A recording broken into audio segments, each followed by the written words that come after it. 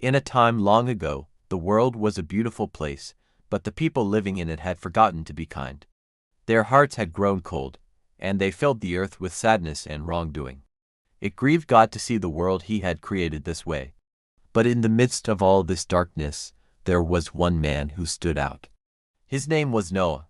Noah was a good man who walked with God.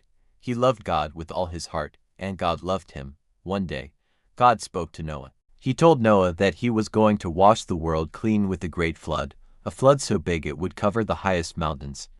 But God had a plan to save Noah and his family. He said, "Noah, I want you to build a giant boat, an ark. Make it out of gopher wood and cover it inside and out with pitch to make it waterproof." God gave Noah the exact measurements: 300 cubits long, 50 cubits wide, and 30 cubits high. It was going to be huge. It would have a roof, a big door in the side, and 3 decks inside. Noah listened carefully. It sounded like an impossible task. Build a giant boat in the middle of dry land. What would his neighbors think? They already laughed at him for following God. But Noah didn't question God. He trusted him completely. He gathered his sons, Shem, Ham, and Japheth, and together they got to work. Day after day, week after week, month after month, and year after year, they worked. The sound of hammers and saws filled the air. They chopped down tall trees, shaped the wood into massive planks, and carefully joined them together. People would walk by, point, and laugh. Look at Noah, they'd say. Building a boat on dry land, he must be crazy. But Noah and his family kept working, their faith stronger than any ridicule. They knew they were obeying God, and that's all that mattered. As the ark neared completion, God gave Noah another instruction. He said, "You are to bring into the ark 2 of every kind of living creature, a male and a female, to keep them alive with you. Also, take with you 7 pairs of every kind of clean animal and 7 pairs of every kind of bird." And so, the most amazing parade began. From all corners of the earth, the animals came. To tall giraffes with their long necks, to mighty lions with their flowing manes, to tiny hummingbirds fluttering their wings. Big animals, small animals, crawling animals, and flying animals. They came in pairs, walking peacefully, side by side, heading straight for the ark. It was a sight to behold.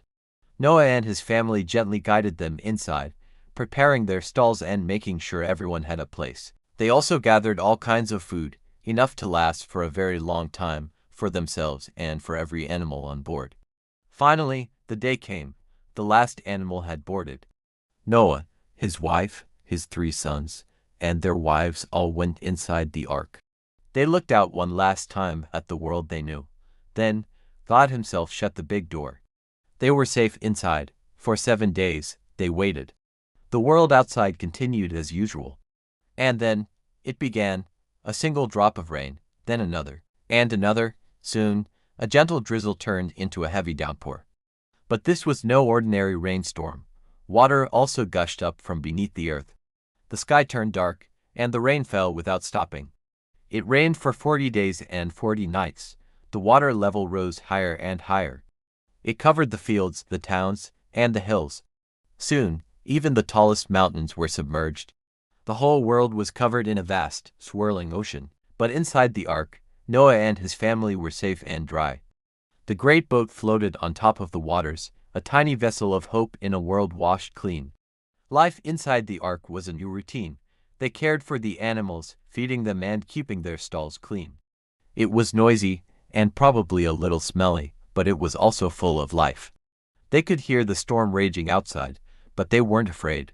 They knew God was with them, protecting them, just as he had promised. They trusted in his plan, even when they couldn't see the end. They passed the time by telling stories, singing songs, and praying, their faith holding them steady like an anchor. The water covered the earth for 150 days. Then, God sent a wind to blow over the earth, and the waters slowly began to go down. The ark drifted gently until one day, with a soft bump, it came to rest on the mountains of Ararat. The long journey was almost over. Noah waited patiently. After 40 days, he opened a window and sent out a raven, which flew back and forth until the water had dried up. Then, he sent out a dove to see if the water had receded from the ground.